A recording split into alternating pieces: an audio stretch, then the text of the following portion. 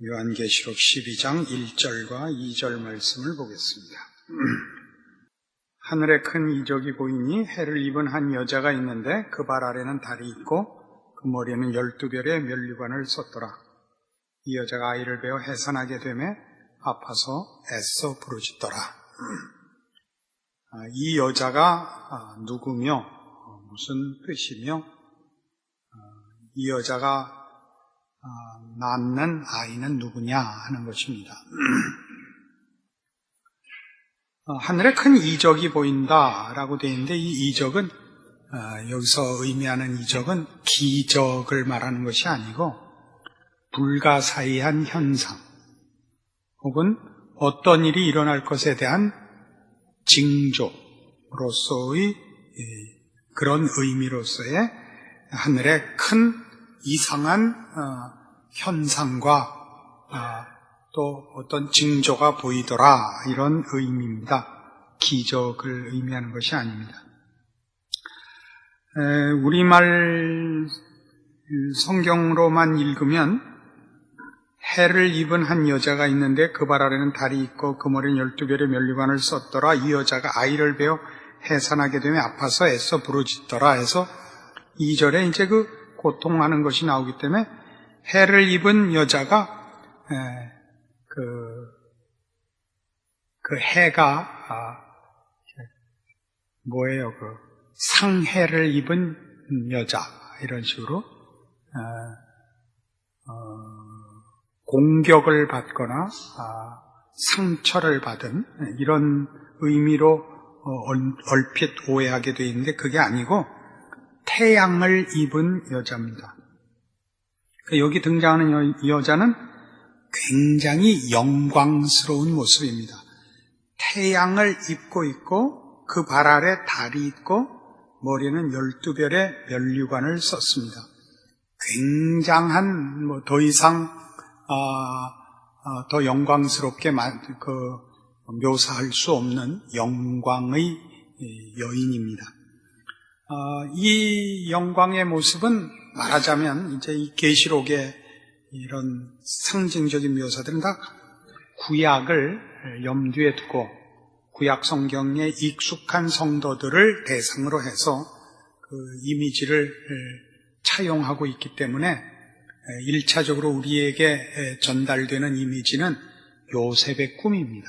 요셉이 그 해와 달과 별이 자기에게 절하는 꿈을 꾸죠. 그래서 야곱이 화를 내지 않습니까? 그럼 네 아비와 어미까지 너한테 절을 한단 말이냐? 라고 화를 냈던 그 꿈을 연상시키는, 그러나 실제로 나중에 요셉이 그런 영광의 자리에 나아간 것 같이 그런 의미를 전달하기 위하여 지금 이런 현상을 하나님께서 보여주고 있는 것입니다. 그 발 아래 달이 있고 12별의 면류관을 썼고 이 12별의 면류관이 12지파를 가르친다 하는 뜻도 제기되고 있고 또 그럴 의미도 있습니다만은 1차적으로는 지금 영광을 상징하는 것입니다. 시편 89편에 가보십시다. 성경에 이런 영광된 모습의 표현들을 시편 89편 구약성경 867페이지 시편 89편 35절입니다. 내가 나의 거룩함으로 한 번 맹세하였은즉 다윗에게 거짓을 아니할 것이라. 그 후손이 장구하고 그 위는 해같이 내 앞에 항상 있으며 또 궁창의 확실한 증인 달같이 영원히 견고케 되리라 하셨도다. 다윗의 후손의 승리와 영광을 확인하는 말씀인데 그런 의미에서 이 여인은 다윗의 후손이요 하나님께서 약속한 다윗으로 대표된 그의 백성을 의미하고 있습니다. 그러니까 이 여인은 이제 계시록에서 중요한 두 여인이 나오는데 하나는 음녀고 하나는 예수님의 신부입니다. 교회지요. 지금 이 하나님의 백성의 영광으로 치장된 하나님의 백성의 모습을 그리고 있는 것이고, 그 다윗에게 한 약속과 같이 그 위는 해같이 내 앞에 항상 있으며 또 궁창이 확실한 증인 달같이 영원히 견고케 되리라. 해를 옷으로 입고 달을 발밑에 둔 이런 묘사들은 이런 시편의 기록들을 차용해서 씀으로써 당시 독자들로 하여금 하나님께서 요한에게 보여준 그 이미지가, 그 환상이 무엇을 상징하는지를 전달하고 있는 것입니다. 한 군데 더 보죠. 시편 8편 4절부터 보시죠. 시편 8편 4절. 사람이 무엇이관데 주께서 저를 생각하시며 인자가 무엇이관데 주께서 저를 권고하시나이까. 저를 천사보다 조금 못하게 하시고 영화와 존귀로 관을 씌우셨나이다. 주의 손으로 만드신 것을 다스리게 하시고 만물을 그 발 아래 두셨나이다. 만물을 그 발 아래 두셨나이다. 달을 발 아래 둔 것은 이 이미지를 또 인용하고 있는 것이죠. 그 하나님의 백성의 존귀한 지위를 지금 나타내고 있습니다. 근데 문제는 다시 본문으로 돌아오셔서 이 영광과 더 이상의 다른 비교를 할 수 없는, 다른 묘사로 대체할 수 없는 이런 고귀한 존재인 이 하나님의 백성이 아이를 베어 해산하게 됨에 아파서 애써 부르짖더라 하는 것입니다. 이런 해를 옷으로 입고 달을 그 발 아래 두고 12별의 면류관을 쓴 부족할 것이 없고 아쉬울 것이 없어 보이는 이 존귀한 묘사의 존재가 왜 이런 해산의 고통을 호소해야 되는가 하는 것입니다. 이것은 지금 이 하나님의 백성이 요한이 보고 있는, 사도 요한이 보고 있는 이 이적, 이 환상 속에서의 이 여인은 궁극적인 목적으로 하나님의 뜻과 계획으로 그 무엇과 비교할 수 없는 해 같고 달 같은, 아니 해와 달을 그 발 아래 둘 하나님의 영광된 피조물인 것입니다. 그렇죠? 그러나 우리가 이런 계시록을 필요로 하고 또 우리가 성경을 가지고 있고 우리 예수 그리스도가 오셔야 됐던 것 같이 하나님의 목적과 의도의 영광과 승리가 사실은 어떤 문제에 봉착되어 있는 것 아닙니까? 하나님의 교회가, 하나님의 백성이, 하나님의 나라가 필요를 지금 호소하고 있는 것입니다. 어떤 필요를 호소합니까? 구원의 필요를 호소하고 있죠. 구원의 필요를. 그것은 성경 어디서나 나오고 그것은 언제나 지금 여기서 말하는 이런 해산의 고통으로 동일하게 묘사되고 있는 것을 어디서나 보게 됩니다. 이사야 26장으로 가보십시다. 이사야 26장 16절부터 보십니다. 구약성경 994페이지입니다. 여호와여, 백성이 환난 중에 주를 앙모하여 싸우며 주의 징벌이 그들에게 임할 때 그들이 간절히 주께 기도하였나이다. 여호와여, 잉태한 여인이 산기가 임박하여 구로하며 부르짖음같이 우리가 주의 앞에 이러하니이다. 우리가 잉태하고 고통하였을지라도 낳은 것은 바람 같아서 땅에 구원을 베풀지 못하였고 세계의 거민을 생산치 못하였나이다. 주의 죽은 자들은 살아나고 우리의 시체들은 일어나리이다. 티끌에 거하는 자들아, 너희는 깨어 노래하라. 주의 이슬은 빛난 이슬이니 땅이 죽은 자를 내어놓으리로다. 내 백성아, 갈지어다. 내 밀실에 들어가서 내 문을 닫고 분노가 지나기까지 잠깐 숨을 치어다. 보라, 여호와께서 그 처소에서 나오사 땅의 거민의 죄악을 벌하실 것이라. 땅이 그 위에 잦았던 피를 드러내고 그 살해당한 자를 다시는 가리우지 아니하리라. 그날에 여호와께서 그 견고하고 크고 강한 칼로 날랜 뱀 리워야단 곧 꼬불꼬불한 뱀 리워야단을 벌하시며 바다에 있는 용을 죽이시리라. 여기 뱀, 날랜 뱀 리워야단, 바다에 있는 용, 뱀, 용, 성경에서 용은 큰 뱀입니다. 동양에서 용은 굉장히 상스러운 상징이지만 성경에서 용은 큰 뱀이고 뱀은 늘 사단의 한 상징입니다. 여기 이 이사야 26장 지금 본 16절에서 27장 1절까지 이 역사적 배경은 아수르의 공격과 그 위협 앞에서 하나님 앞에 도움을 구하는 이스라엘 백성의 그 간절한 기도들입니다. 그 간절함이 마치 해산의 고통과 같다는 것이죠. 그 고통 중에 가장 큰 고통이 해산하는 고통이라 그렇게 얘기하죠. 우리 목사들은 이제 조금 다르게 얘기합니다.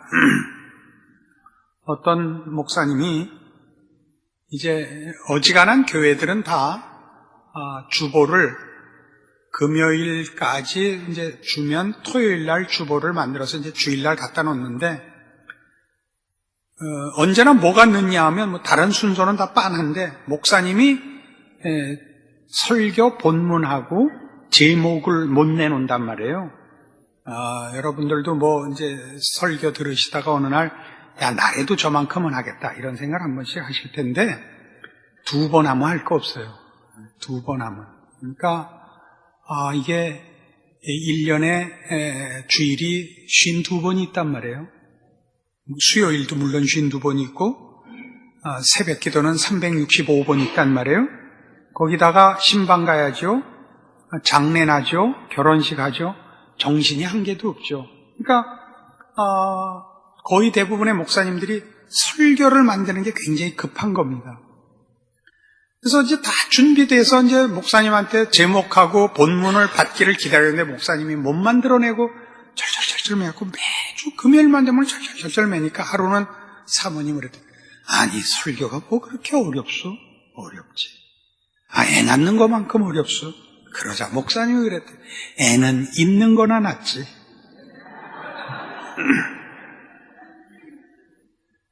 우리가 보통 하는 얘기로 해산하는 고통이 제일 크죠. 지금 이 이사야 26장 지금 인용한 여기에서 그 절망과 비탄과 그 간절함을 해산하는 고통으로 묘사하고 있단 말이에요. 하나님 우리를 도와주십시오. 살려주십시오. 구원해 주십시오. 우리가 이런 위협과 이런 절망 앞에 섰습니다.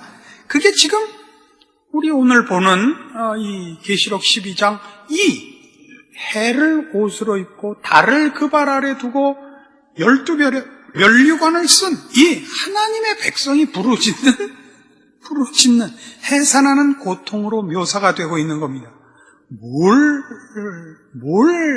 그러니까 하는 거겠어요. 지금 여기서 보는 바와 같이 바로 구원을 요청하고 있는 것입니다. 좀 더 찾아보죠.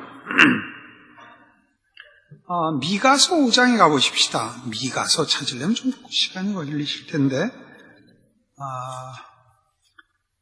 구약성경 1294페이지, 미가서 5장 2절입니다. 베들레헴 에브라다야 너는 유다 족속 중에 작을지라도 이스라엘을 다스릴 자가 네게서 네게로 나올 것이라. 그의 근본은 상고의 태초에니라. 그러므로 임산한 여인이 해산하기까지 그들을 붙여두시겠고 그 후에는 그 형제 남은 자가 이스라엘 자손에게로 돌아오리니 그가 여호와의 능력과 그 하나님 여호와의 이름의 위엄을 의지하고 서서 그때에게 먹여서 그들로 안연히 거하게 할 것이라. 여기는 우리 잘 아는 대로 분명히 이제 예수 그리스도의 탄생, 메시아의 탄생을 얘기하고 있습니다. 근데 말하자면 이 여인이 지금 해산하는 고통을 호소하고 있는 것은 그에게 구원이 필요하고 그래서 그에게서 메시아가 출생하게 되었기 때문입니다. 지금 우리가 보고 있는 이 환상은 지금 요한의 입장에서 보자면 예수님은 이미 오셨고 십자가 지셨고 부활하셨고 승천하셨습니다. 그죠? 우리 지난 시간에도 본 바와 같이 이 12장에서 14장에 이르는 이 내용들은 우리가 이 세상과 교회가 싸우고 있는 싸움의 배후가 뭐냐? 그 싸움의 실제적인 영적 이유가 무엇냐를 설명하기 위하여 제시된 환상들이기 때문에 여기에 나타나는 환상들은 무슨 시간적이거나 구체적인 어떤 인물과 사건을 그리려고 하는 것이 아니라 우리에게 그 하나의 초점,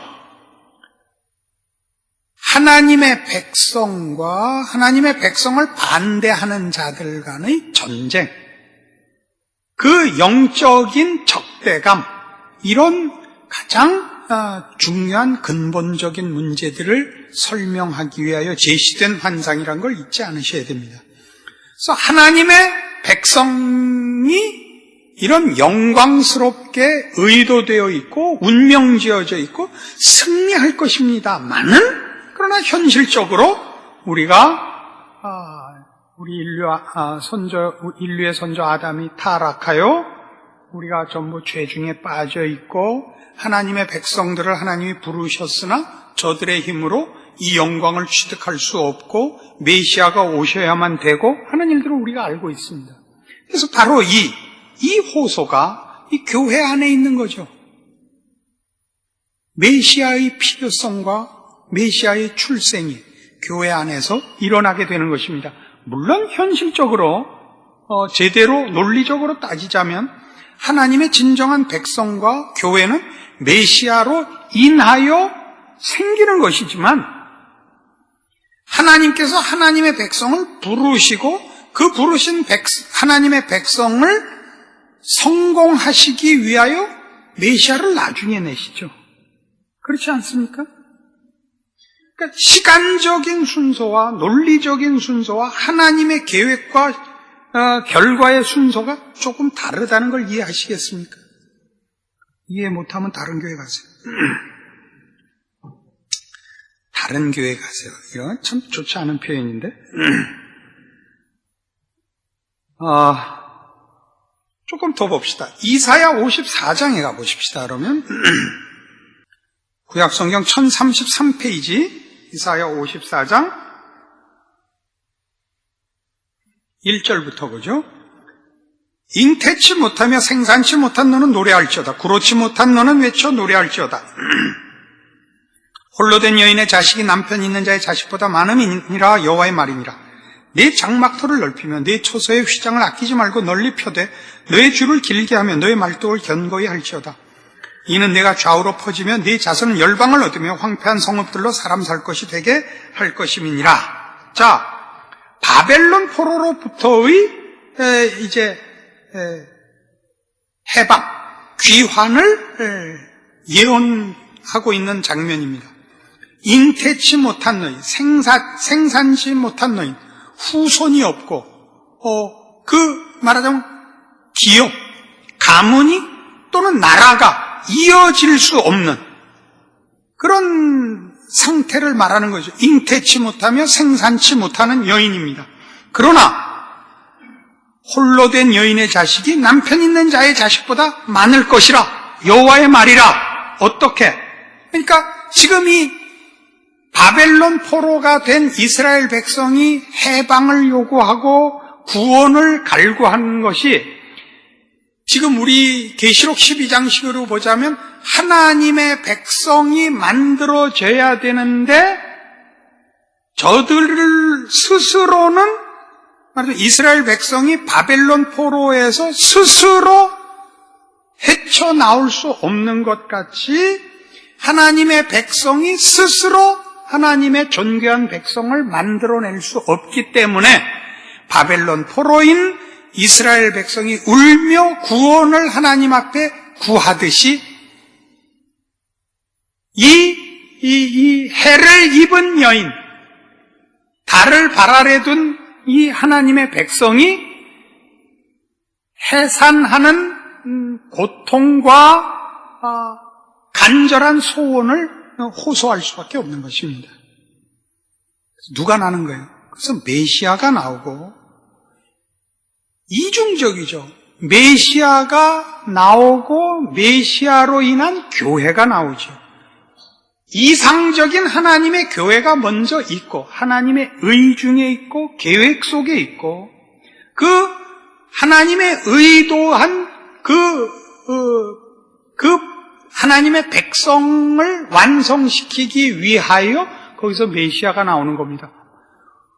구약의 이스라엘 백성을 하나님이 불러 하나님의 백성을 삼으셨으나 저들은 하나님의 백성이 될 수가 없었습니다. 왜요? 저들로는 하나님의 율법을 지킬 수도 없고 하나님의 백성으로서 거룩하게 살 수가 없죠.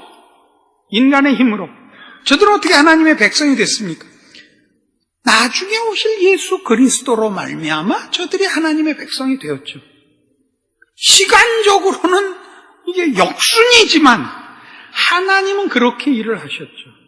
저들의 제사법 속에 이미 십자가에 피 흘리시는 하나님의 속죄 사역이 거기 같이 들어있어서 그 구약의 성도들이 예수로 말미암아 구원을 얻었죠. 예수는 어디서 탄생해? 이스라엘의 후손으로 탄생하죠. 이 환상의 의미를 이해하시겠습니까? 그 순서나 이게 중요한 것이 아니라 하나님의 나라, 하나님의 백성을 위하여 하나님이 메시아를 하나님의 의도하신 백성 속에 탄생시키시고 그로 인하여 진정한 하나님의 백성을 완성시킨다 하는 것을 우리가 지금 바로 이 계시록 12장에서 보는 것이요. 그가 그런 영광의 하나님의 목적이요. 그래서 운명임에도 불구하고 해산하는 고통을 가져야 되는 것입니다. 메시아를 필요로 하고 있단 말이죠. 그리고 그걸 왜 하필 이런 식으로 표현했느냐 할 때 지금 찾아본 대로 이사야 54장이나 아까 본 이사야 26장이나 이런 데서 다 이스라엘 백성이 적국의 위협이나 혹은 포로가 되어 아무런 희망이 없는 절망과 파탄에 빠졌을 때의 모습들을 이렇게 생산치 못하는 여인으로, 그리고 그 구원을 애를 낳기를 소원하는 간절함으로 이렇게 묘사하고 있는 것을 지금 계시록 12장이 차용하고 있다, 이렇게 설명드릴 수 있습니다. 이것은 신약에 와서도 동일하게 한 번 더 우리의 이해를 돕는 부분이 나옵니다. 요한복음 16장입니다. 요한복음 16장 어디쯤부터 볼까요? 19절부터 봅시다. 예수께서 그 묻고자 함을 아시고 가라사대 내 말이 조금 있으면 나를 보지 못하겠고 또 조금 있으면 나를 보리라 함으로 서로 문의하느냐. 내가 진실로 진실로 너희에게 이르노니 너희는 곡하고 애통하리니 세상이 기뻐하리라. 너희는 근심하겠으나 너희 근심이 도리어 기쁨이 되리라. 여자가 해산하게 되면 그때가 이르렀으므로 근심하나 아이를 낳으면 세상에 사람 난 기쁨을 인하여 그 고통을 다시 기억지 아니하느니라. 지금은 너희가 근심하나 내가 다시 너희를 보리니 너희 마음이 기쁠 것이요 너희 기쁨을 빼앗을 자가 없느니라. 예수님께서 이제 죽으셔야 된다니까 제자들이 다 걱정을 하죠. 근심하죠. 예수님께서 바로 이 답을 주신 것입니다. 너희가 지금은 걱정하고 근심하겠으나 그러나 그건 마치 애를 낳는 것 같이 해산의 고통을 인하여 근심하지만 애를 낳으면 얼마나 기쁘냐 라고 주께서 죽으시고 그 죽으심으로 말미암은 결과를 비유하셨던 것입니다. 그래서 이 메시아는 말하자면 하나님의 백성, 다른 표현으로 메시아의 공회를 구성하는 것입니다. 메시아는 메시아 대신 예수 그리스도로 인하여 하나님의 백성을 만드시며 완성하시며 그것을 우리는 메시아의 공회라 얘기할 수 있습니다. 그러니까 메시아의 공회, 하나님의 백성은 다 메시아의 탄생을 갈구해야 되고, 메시아 없이는 메시아의 공회, 그래서 커뮤니티를 번역한 것입니다. 없이는 메시아 공회가 성립이 안 됩니다. 이 문제를, 이 여인을, 그러니까 다시 이제 요한계시록 12장에 와보세요. 그러니까 하늘에 큰 이적이 보이니 해를 입은 한 여자가 있는데, 태양을 입은 한 여자가 있는데 그 발 안에는 달이 있고 그 머리는 12별의 면류관을 썼습니다. 이 하나님의 계획과 의도와 목적인 이 하나님의 백성은 메시아 공회이며 무엇과 대비되느냐 하면 17장에 나오는 이 여자와 대조되는 것입니다.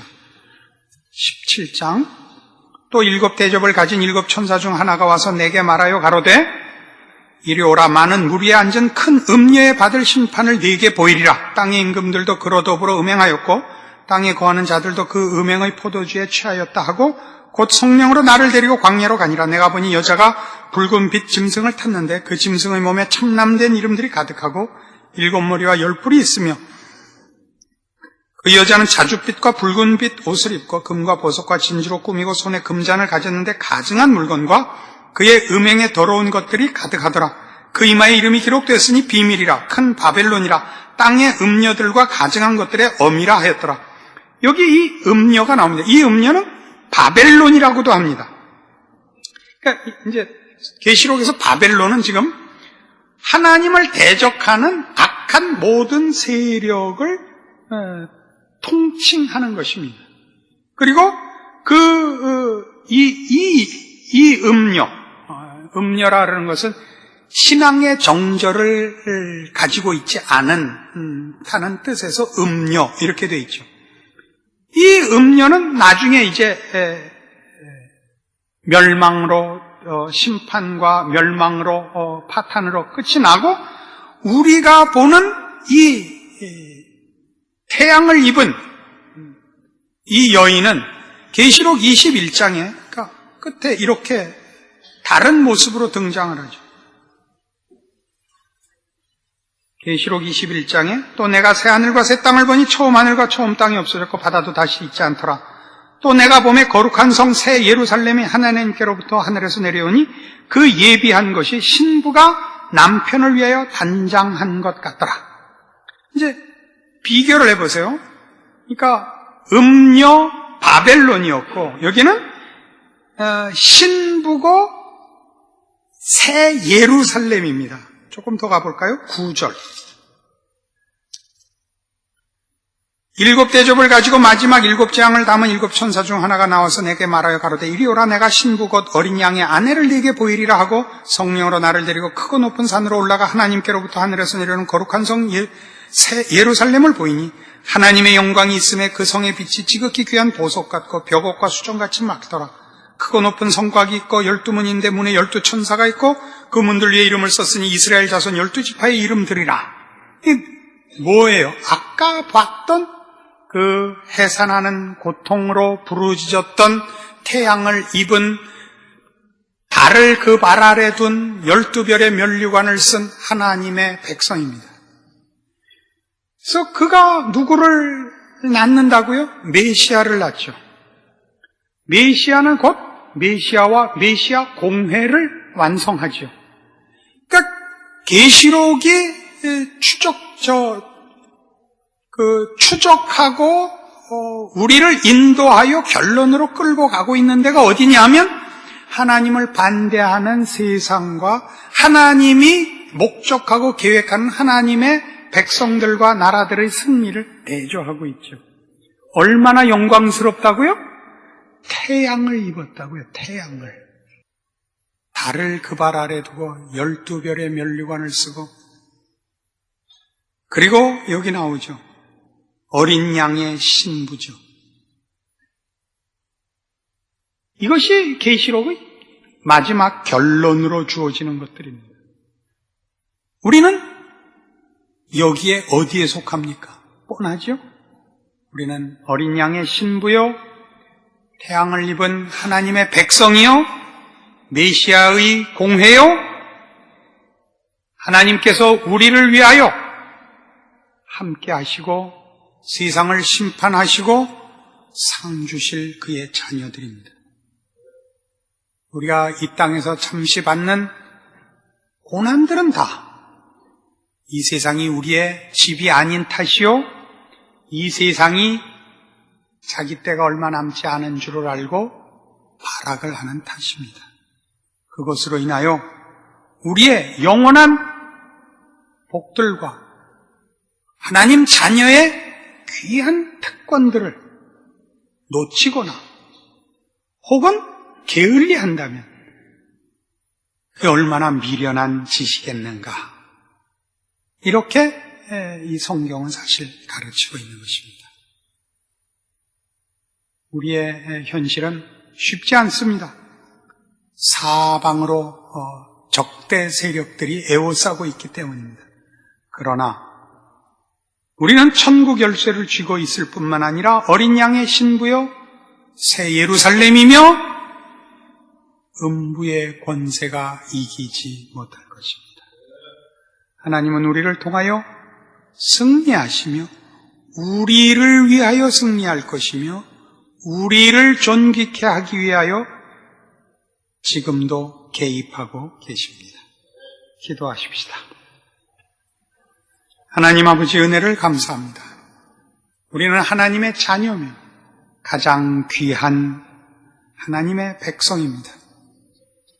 온 세상과 온 피조물이 들고 일어나도 하나님의 자녀와 그 백성을 어찌할 수 없는 것을 믿습니다. 하나님께서 우리의 머리카락 하나까지 세심바 되며 우리를 눈동자같이 지키시며 우리 우편에 그늘이 되사 졸지도 아니하시고 주무시지도 아니하시는 것을 믿습니다. 우리의 승리와 자랑은 비교할 수 없으며 하나님께서 우리를 하나님의 가장 귀한 능력과 지혜와 열심으로 지키고 계심을 믿습니다. 그러므로 당연히 하나님의 자녀된 자랑과 믿음과 소망과 책임을 가지고 충성되이 하나님의 자녀로 이 세상을 이기게 하여 주시옵소서. 예수님 이름으로 기도합니다. 아멘.